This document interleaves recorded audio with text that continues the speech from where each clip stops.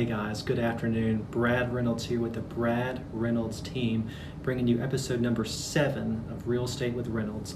This week we're going to break down the differences between pre-qualification letters, pre-approval letters, and commitment letters, and I'm going to bring all of that to you right now.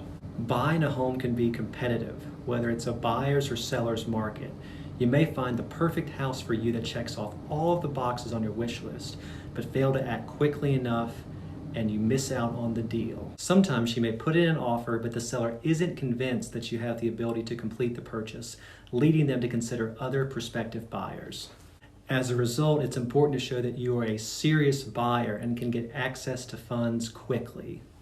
There are 3 main avenues that you can take. One is a pre-qualification letter, the second is a pre-approval letter, and the third is a commitment letter. While the terms pre-qualification letter and pre-approval letter are often used interchangeably by buyers, the reality is there's a big difference between the two. And furthermore, for first-time buyers, most have not heard of a commitment letter, and this is why I want to break all of this down for you. A pre-qualification letter is the least valuable of the 3. Although it shows that you have spoken with a loan officer, typically the information that you're providing is the least detailed of the 3 options, and because of that, you could get all the way through the process and find out that you're denied, even though you had that initial pre-qualification letter from the lender. This is because pre-qualification letters are typically issued without the lender looking to and pulling a buyer's credit score and credit history. And without them knowing that, it's hard for the lender to gauge what kind of particular risk they could be from a lending perspective.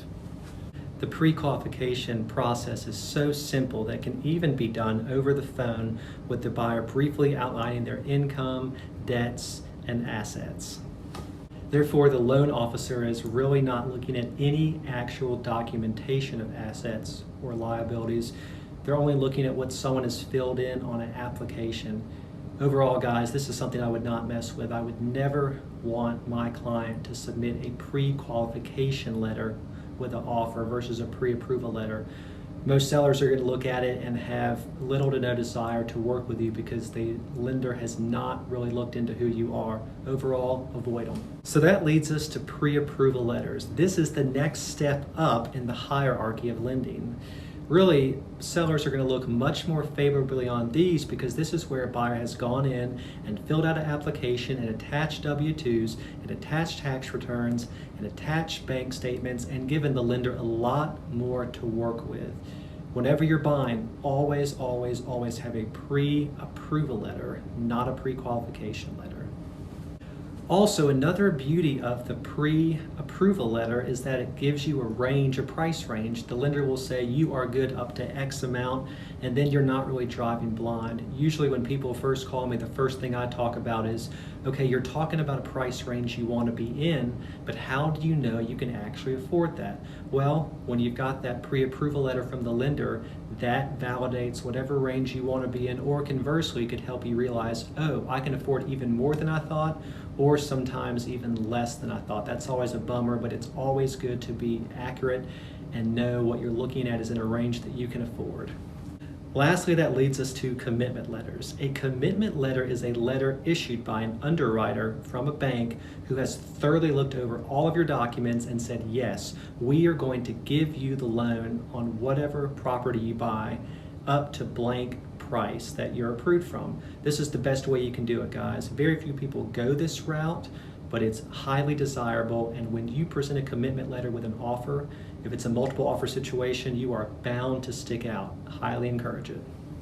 With a commitment letter, it also gives a breakdown for the buyer in terms of so many different things. Number 1, the kind of loan they're getting. Is it conventional? Is it FHA? Is it VA? Is it THDA? Number 2, the terms. What's the monthly payment? What's the interest rate? The breakdown of the payment. All these kind of things. It's very good, very informative, and definitely the way you should go when you're looking to buy.